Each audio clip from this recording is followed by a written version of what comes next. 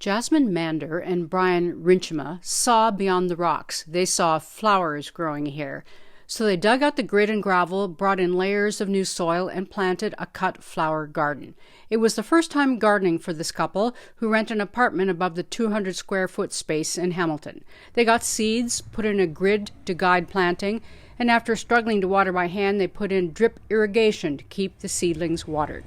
After 6 weeks, they have a great crop of zinnias, cosmos, and more flowers for cutting on the way.